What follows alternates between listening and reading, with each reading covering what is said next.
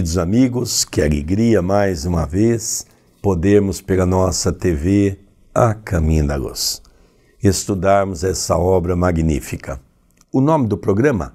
Estudando as obras de André Luiz. O livro Nos Domínios da Mediunidade.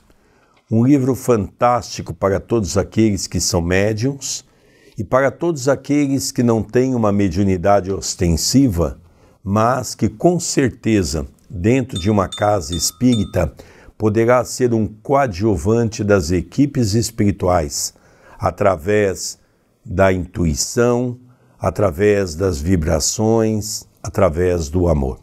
Hoje nós estaremos estudando o capítulo 18º, Apontamentos à Margem. Tudo bem com você, André Luiz? Tudo bem, querido Sérgio, que felicidade em podermos iniciar o estudo, mais um capítulo do estudo do livro Nos Domínios da Mediunidade. Eu cumprimento carinhosamente quem está formando conosco a família da TV A Caminho da Luz, do CEPAC, nesta união e neste objetivo de aprendermos com a lavra mediúnica de Chico Xavier. E hoje nós iniciaremos a primeira parte do capítulo 18º. Quem quiser acompanhar os anteriores já está disponível no YouTube. Quem tiver alguma dúvida, o nosso WhatsApp é 19 997 782794. Começa André Luiz descrevendo: apontamentos à margem. Dona Ambrosina continuava psicografando várias mensagens endereçadas aos presentes. Eu vou pedir para o André fazer um pequeno intervalo. Por quê? Porque vamos relembrar que eles estavam vendo o trabalho de Ambrosina, acompanhado do seu mentor espiritual Gabriel. Depois, eles foram para uma sala ao lado, que era uma sala de cura, estava tendo um trabalho espiritual envolvendo dois médiuns. Eles viram então todo o trabalho, como funciona. Agora eles voltaram para o salão e eles vão acompanhar as psicografias que estavam realizando a nossa irmã Ambrosina.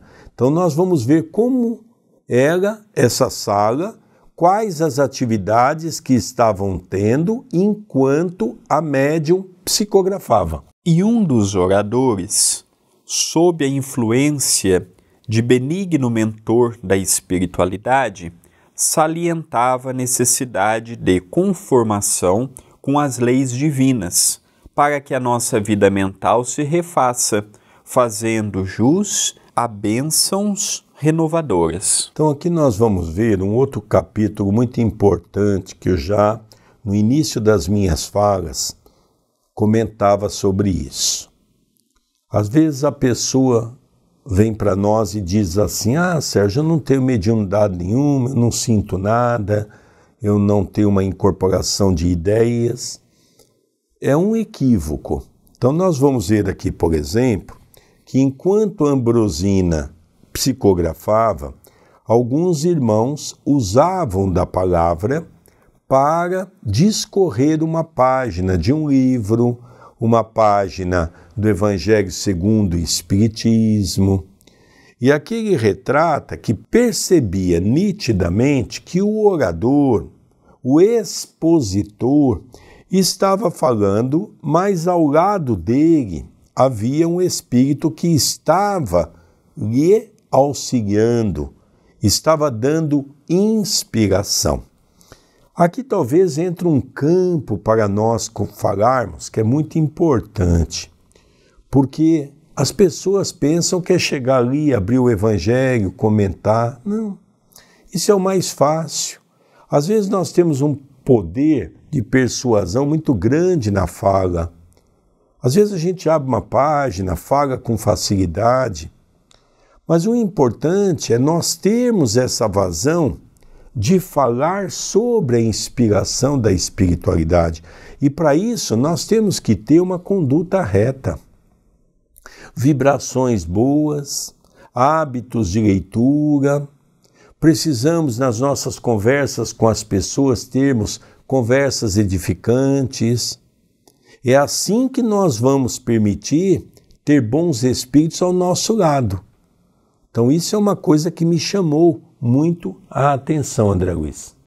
Alguns encarnados jaziam impermeáveis e sonolentos, vampirizados por obsessores caprichosos que os acompanhavam de perto.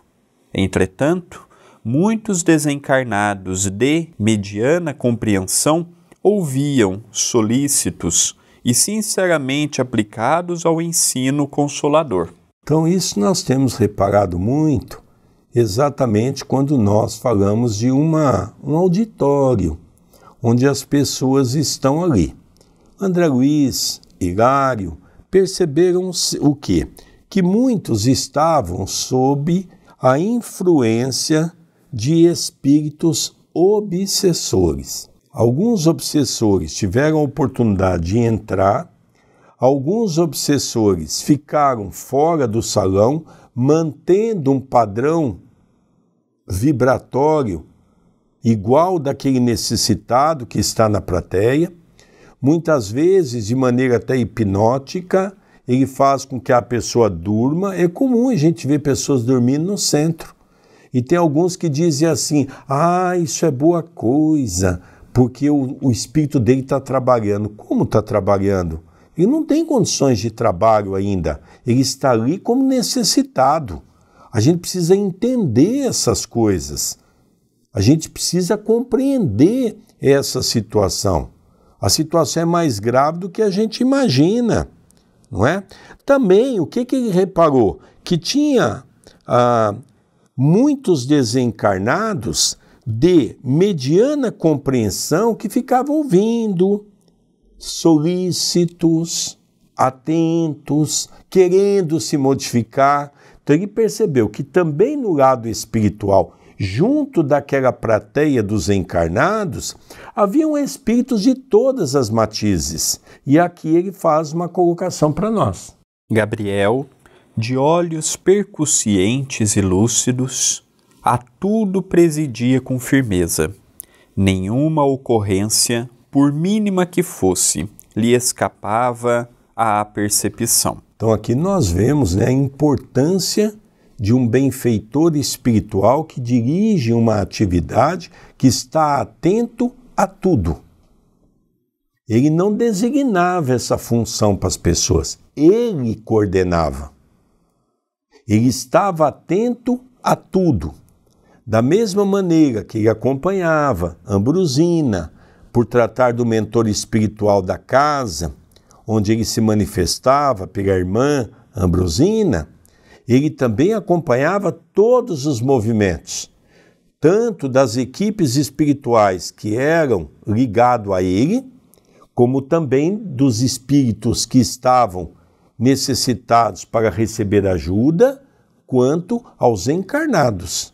Ele estava ali, atento a tudo. Aqui, a um leve sinal seu, entidades escarnecedoras eram exortadas à renovação de atitude. Ali, socorriam-se doentes que ele indicava, com silencioso gesto de recomendação. Era o pulso de comando, forte e seguro, sustentando a harmonia e a ordem na exaltação do trabalho. Então nós vemos Gabriel, da mesma forma que na outra casa espírita nós vemos a figura de Clementino, nós estamos vendo agora a figura de Gabriel. Cada um com seu modo de trabalho, ambos muito sérios, ambos com um objetivo e uma finalidade muito útil, aquela atividade toda em que eles estavam envoltos, ambos acompanhando de perto todo o movimento do trabalho, acompanhando de perto toda a atividade que se desenrolava naquele momento, nos dois planos da vida. Eram severos com amor, disciplinados com amor. Havia recomendações que Gabriel apresentava pela fala, havia recomendações que Gabriel apresentava pela telepatia e havia recomendações que Gabriel apresentava apenas com um gesto. E agora nós vamos ver, depois desta descrição fabulosa de André Luiz, um pouquinho do diálogo com um mentor amigo para aprendermos sobre o que estava acontecendo naquele salão enquanto Ambrosina trabalhava através da mediunidade de psicografia. Contemplamos a mesa enorme em que a direção se processava com equilíbrio irrepreensível e, fitando a médium, rodeada de apetrechos do serviço em atividade constante, Hilário perguntou ao nosso orientador: por que tantas mensagens pessoais dos espíritos amigos? São respostas reconfortantes a companheiros que lhe solicitam assistência e consolo. Aqui, André, eu estou me lembrando quando a primeira vez foi no aniversário da sua avó. Foi 3 de junho de 1985, quando eu entrei pela primeira vez numa casa espírita. E depois também eu tive a oportunidade de ter uma filha, a irmã do André, que nasceu também em 3 de junho. E é interessante, André, que no lar espírita cristão tinha uma médium que a gente passava pela consulta do médium, depois nós assistíamos o Evangelho e no final a gente recebia uma mensagem. E é interessante que essa mensagem, o Espírito dizia assim: meu filho, você encontrou a porta da casa de Jesus. Você só vai encontrar paz no seu coração quando você começar a estudar o Evangelho e a viver o Evangelho. Aí você estava lendo, André, eu me recordei dessa mensagem. Outro dia eu procurei essa mensagem porque eu havia guardado numa pasta preta, eu não encontrei, mas eu vou procurar essa mensagem porque eu tinha ela guardada, porque é uma mensagem muito interessante que realmente vinha de encontro com aquele momento que eu estava vivendo de perturbação espiritual por causa da mediunidade. Eu não compreendia a mediunidade. E lá ela disse, o Espírito, que quando eu começar a trabalhar por Jesus, a educar a minha mediunidade, eu vou encontrar a paz que necessitava. Olha que interessante. Verdade, os Espíritos sempre nos orientando, nos acalmando e nos instruindo. Continua o diálogo. E essas respostas, continuou meu colega, traduzem equação definitiva para os problemas que expõe? Isso não, aclarou o assistente convicto. Entre o auxílio e a solução vai sempre alguma distância em qualquer dificuldade.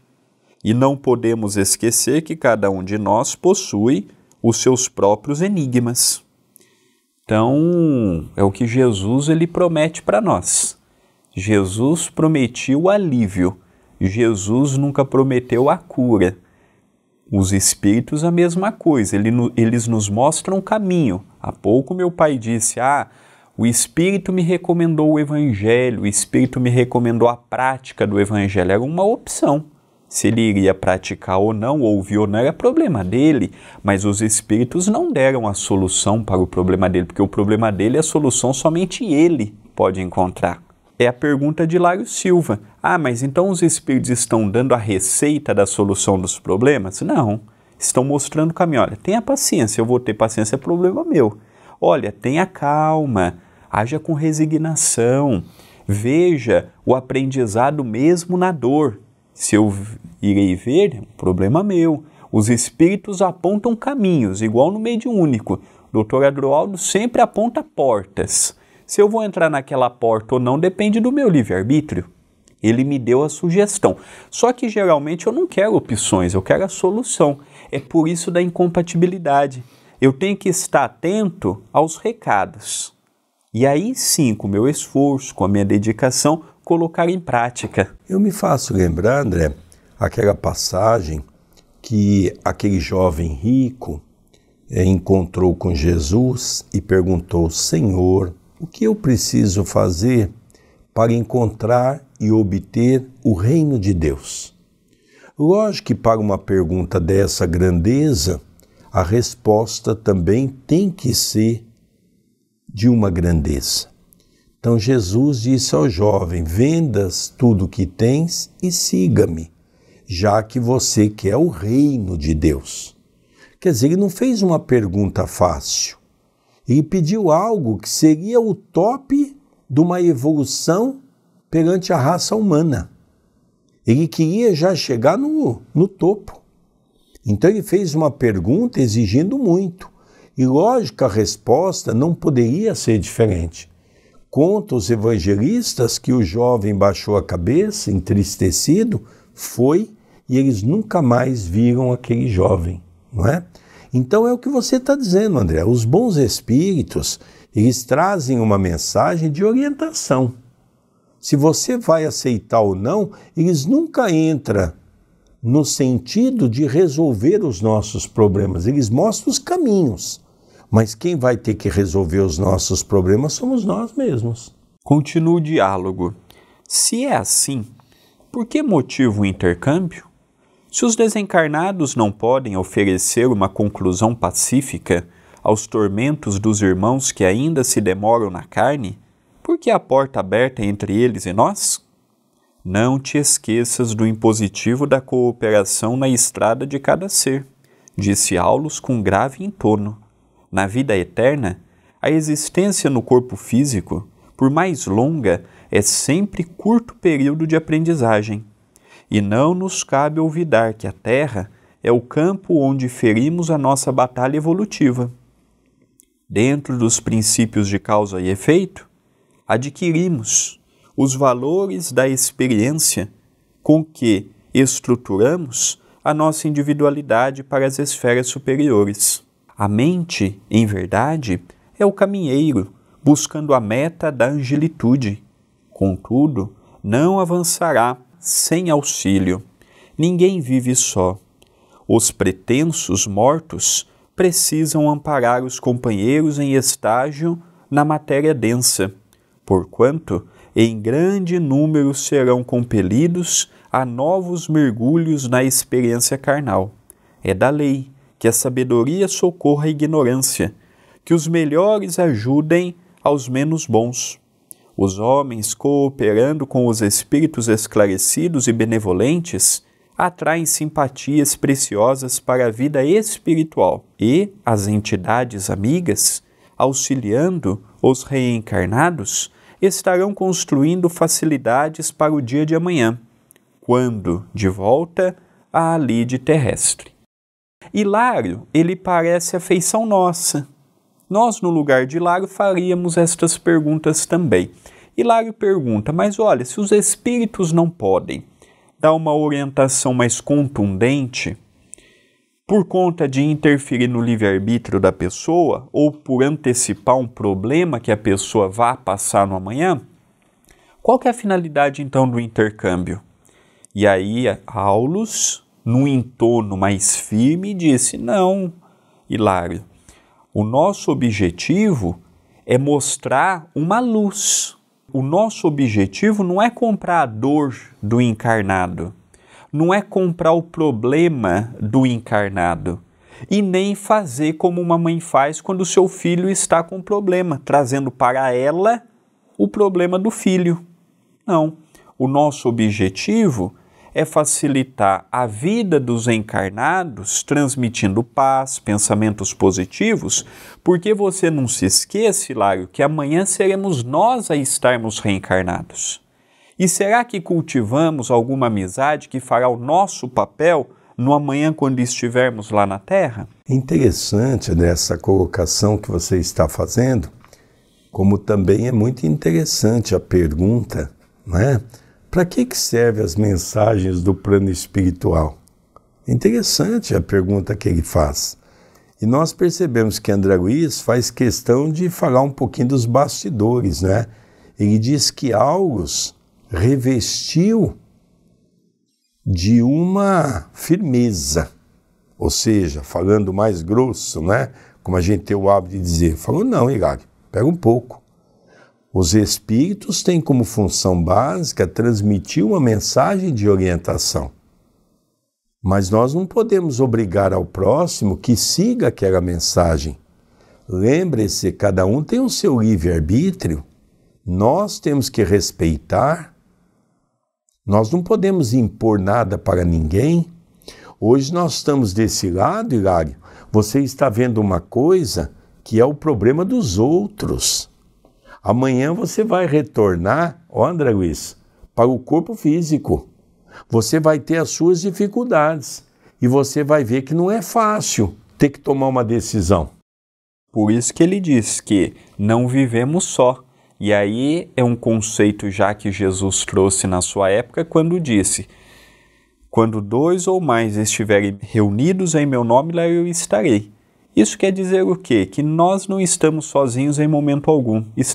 Quando ele diz que estamos em 2, nós podemos estar com o nosso anjo da guarda, como podemos estar com o obsessor também, porque é o livre-arbítrio meu. Eu posso afastar o meu pensamento do meu anjo da guarda, não ouvindo as suas orientações, e me sintonizar com velhas afinidades de outrora para mantermos o nosso pensamento ainda arraigado nos vícios que eu trago.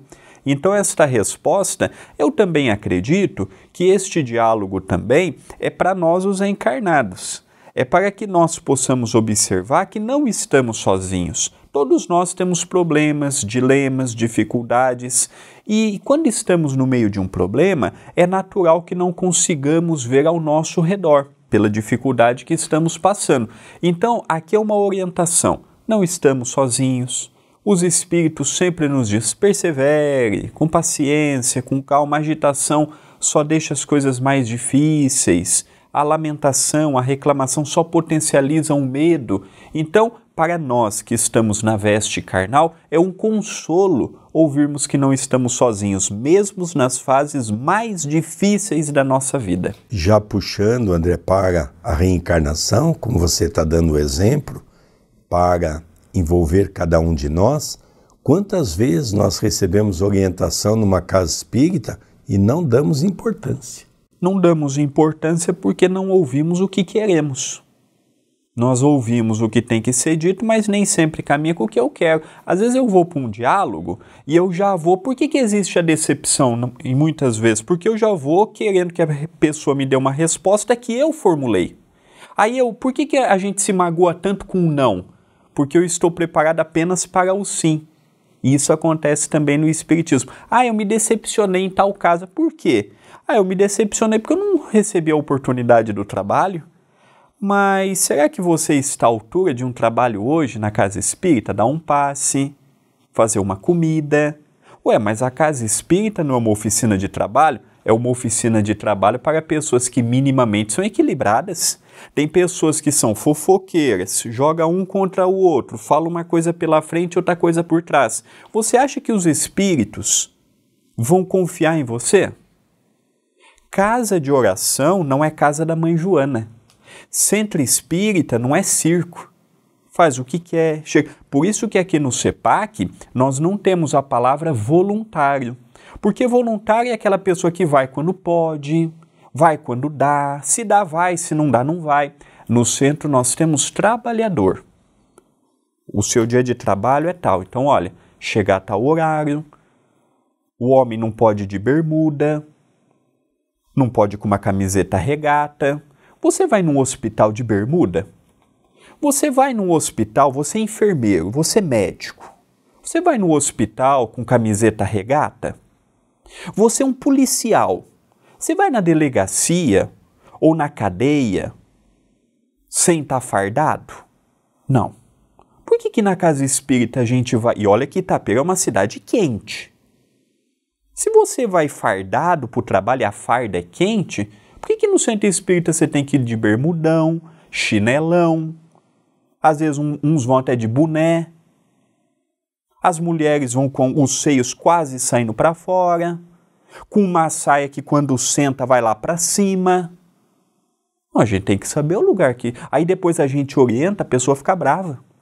Às vezes não volta, porque o centro está errado. Então, nós os encarnados também temos que ouvir as recomendações dos espíritos. Nós não estamos sozinhos, mas temos que fazer também a nossa parte. Continua o diálogo. Sim, compreendo, exclamou Hilário reconhecido. Entretanto, colocando-me na situação da criatura vulgar, recordo-me de que no mundo habituamo-nos a esperar do céu uma solução decisiva e absoluta para inúmeros problemas que se nos deparam. Então aqui é interessante, né, que às vezes nessa maneira mais firme de August falar, chamando a atenção, Hilário diz, não, realmente, olhando por esse ângulo, eu me lembro quando eu estava encarnado, que realmente é difícil a gente aceitar o que alguém fala para nós. A gente acha que sabe tudo, não precisa de ninguém. Então, ele começa a perceber que realmente, quando está de um lado, ver as coisas é fácil. Mas quando você está vivendo uma situação, é difícil quando alguém fala e você tem que tomar, às vezes, determinadas atitudes que não é a que você quer tomar. E muitas vezes as pessoas perdem a oportunidade. E um outro problema também, as próprias religiões cristãs que incitam até hoje, em pleno século XXI, contribua com a igreja, que nós vamos gerenciar os seus problemas. E quanto mais você der para a igreja, mais Deus é obrigado, essa é a palavra que usa-se, isso está na televisão aberta e no YouTube, Deus é obrigado a te dar quando você colabora com a igreja. Então é um pensamento que precisamos evoluir. Continua a narrativa. Semelhante atitude, porém, acentuou o orientador, decorre de antiga viciação mental no planeta. Para maior clareza do assunto, rememoremos a exemplificação do Divino Mestre.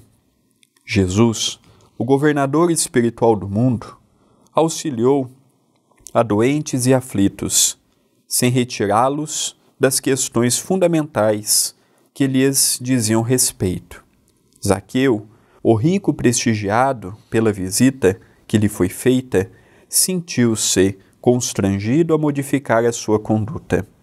Maria de Magdala, que lhe recebeu carinhosa atenção, não ficou livre do dever de sustentar-se no árduo combate da renovação interior. Lázaro, reerguido das trevas do sepulcro, não foi exonerado da obrigação de aceitar, mais tarde, o desafio da morte. Paulo de Tarso foi por ele distinguido com um apelo pessoal às portas de Damasco. Entretanto, por isso, o apóstolo não obteve dispensa dos sacrifícios que lhe cabiam no desempenho da nova missão. Segundo reconhecemos, seria ilógico aguardar dos desencarnados a liquidação total das lutas humanas.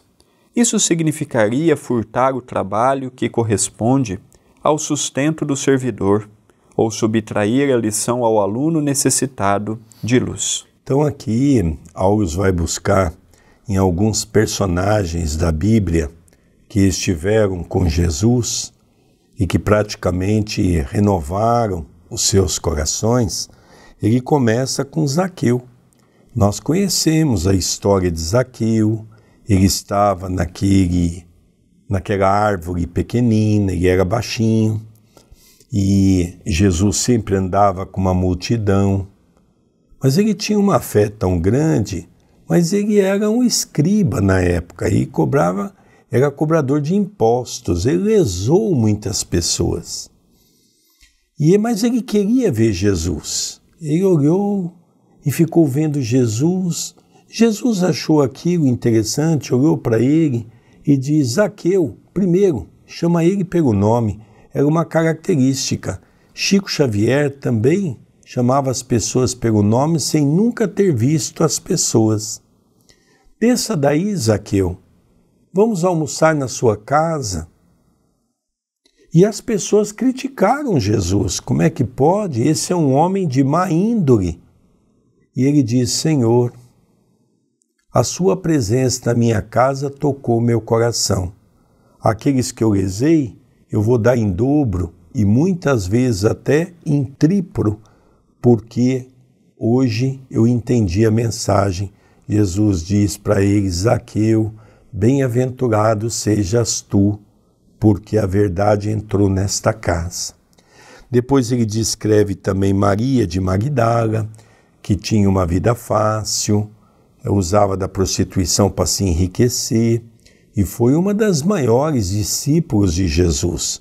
Não é narrado isso porque naquela época a mulher não tinha voz ativa, mas ela teve um papel tão importante, ao meu modo de ver, na sua transformação, que a primeira pessoa que viu Jesus não foi um discípulo.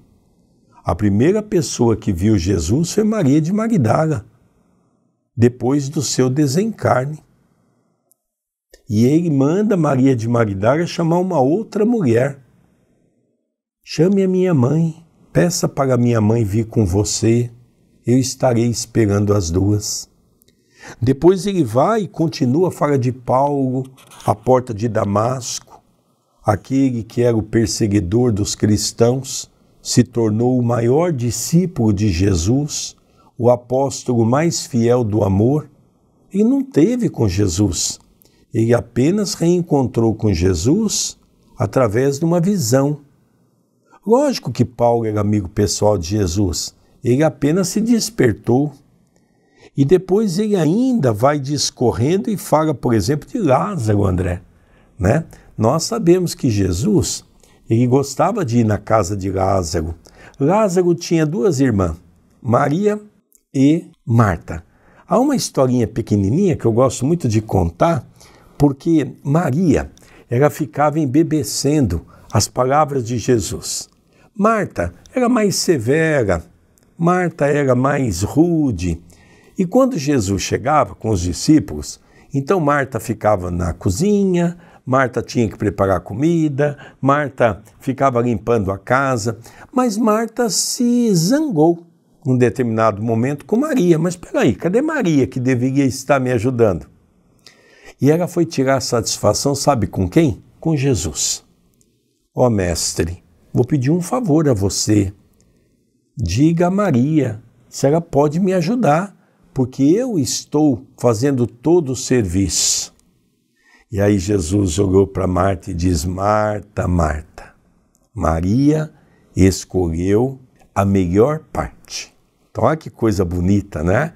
Ela escolheu a mensagem. O trabalho vamos fazer? Vamos. Se for o caso, nós colocamos gente nossa aqui para ajudar. Mas quando nós estamos aqui pregando, falando do amor, vamos prestar atenção, que é o que muitas vezes acontece numa casa espírita.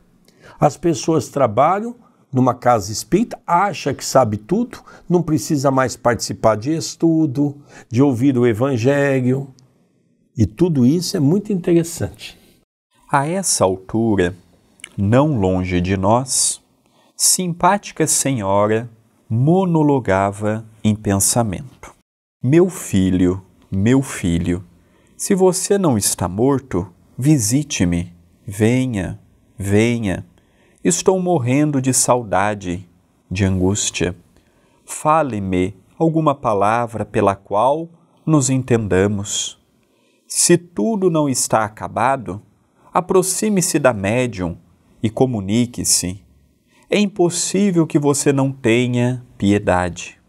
As frases amargas, embora inarticuladas, atingiam-nos a audição, qual se fossem arremessadas ao ambiente em voz abafadiça. Leve rumor à retaguarda feriu-nos a atenção. Um rapaz desencarnado apresentou-se em lastimáveis condições e avançou para a triste mulher, dominado por invencível atração. Então aqui nós estamos no momento da leitura em que eles perceberam uma encarnada que estava angustiada pela perda de um filho. Nós sabemos que dor, não existe dor maior e dor menor. Quem está com dor, está com dor. Mas se pudéssemos colocar como uma das maiores dores que existem no mundo, é a mãe perder um filho. E um pai, evidentemente. O ciclo natural é que eu enterre o meu pai. é que eu enterre a minha mãe. E de repente, seja por abuso do jovem ou pela necessidade reencarnatória do jovem, ele retorna à pátria espiritual, talvez foi um dos trabalhos mais bonitos que o Chico exerceu, foi o do correio no além, trazendo palavras de consolo, palavras de orientação. Eu não sou pai, eu não sei mensurar a dor de uma mãe ou de um pai que perde o seu filho, mas aqui eu me coloco no lugar desta senhora, e muitas vezes já foram pessoas no centro como essa senhora, ela triste e pensando se realmente a mediunidade existe, se realmente a Ambrosina é uma médium, se realmente os espíritos continuam vivos do outro lado. Eu queria uma mensagem do meu filho, uma palavra, dizendo apenas que continua bem do outro lado. Mas eles perceberam que aquele jovem estava espiritualmente falando em desequilíbrio, numa aparência não tão agradável, foi atraído próximo daquela mãe, pelas próprias rogativas da mãe. Então nós estamos diante de um cenário muito comum de nós verificarmos num centro espírita, um familiar indo em busca de notícias do seu ente amado que retornou ao plano espiritual. Então nós percebemos, André, que nós temos um campo muito grande, né? Eu participei muitos anos de trabalhos de um médium que psicografava aqui em São Paulo. Cheguei a dirigir muitas vezes essa atividade. E aqui é um alerta para todos nós, e agora depois nós vamos ver a questão das orientações que a mãe também recebe, porque nós somos muito mal preparados quando se refere à questão dos espíritos que partem para o mundo espiritual. Por quê? Porque nós precisamos primeiro saber como nós devemos nos comportar. Então veja, morre uma pessoa, seja o pai, uma mãe, um filho, nós achamos que a pessoa chega no mundo espiritual bem. Isso já é uma característica equivocada de nós. Segundo ponto, nós achamos que podemos pedir a eles como se eles fossem santos, ou seja, que eles são pessoas capazes de nos ajudar. Mas a verdade é o contrário. É o caso dessa mãe. Em pensamento ela diz: olha, meu filho, se você estiver vivo, se manifeste. Eu preciso de uma mensagem sua. Só que ela, por exemplo, se tivesse o conhecimento espírita, ela saberia que a maneira que o filho dela desencarnou, ele não poderia estar bem no mundo espiritual. Como os espíritos descrevem para nós, através de André Luiz, que aquele jovem se encontra em situação muito complicada. Então nós temos que ter essa visão. Então, Sérgio, como é que nós vamos nos comportar diante daquele ente querido que partiu para o mundo espiritual? Tem uma ferramenta poderosíssima que Jesus legou para todos nós: prece. O que eles precisam é prece. Muitas vezes nós temos uma mãe maravilhosa aos nossos olhos, mas ela não foi uma mulher que, perante as leis divinas, teve um papel de destaque no campo da reforma íntima. Ela vai desencarnar, ela vai continuar a nossa mãe, na nossa visão, aquela mulher maravilhosa, aquela mulher fantástica, mas, perante as leis divinas, era uma pessoa comprometida. Nós vamos tratar ela como se fosse uma santa, que pode resolver todos os nossos problemas. Às vezes até invocamos a nossa mãe para dentro da nossa casa, o nosso pai. Esses espíritos passam a ser um obsessor, porque a gente tem uma ideia falsa do que é ser um obsessor. Porque tem muita gente que acha que o obsessor é aquele que faz o mal. Não, o obsessor é aquele que nos acompanha. Às vezes esses espíritos querem nos ajudar, mas eles não têm condições de nos ajudar. Então eles se irritam. e a vibração negativa deles passam para nós. Então nós precisamos aqui de algumas horas para tentar compreender esse fenômeno. Então, em síntese, o que esses espíritos efetivamente precisam de nós? Oração, prece. Não é isso mesmo, André Luiz? Sem dúvidas. E é questão do tempo. Nós também nos colocamos no lugar de quem perde. Uma coisa é a razão, outra coisa é o sentimento. Uma coisa é saber o que eu devo fazer, outra coisa é eu ter força para fazer. Não estamos dizendo que a mãe faz errado, mas é o convite do Espiritismo a lidar com essa dificuldade.